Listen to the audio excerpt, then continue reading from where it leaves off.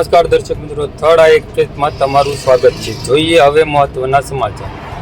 તળાજા તાલુકાના ગામડાઓમાં વારંવાર વન્ય પ્રાણીઓ ગામ કે વાડી વિસ્તારમાં આટાફેરા કરતા હોય તેવા વિડીયો આવતા રહે છે। ત્યારે વધુ એક વિડીયો સામે આવ્યો છે। તળાજા તાલુકાના ખંડેરા ગામ પાસે ઉપાસર તળાવના નજીક બે સિંહ રસ્તા ઉપર આવી ચડ્યા હતા, જેને વિડીયો ફોર વ્હીલ ચાલકે ઉતાર્યો છે।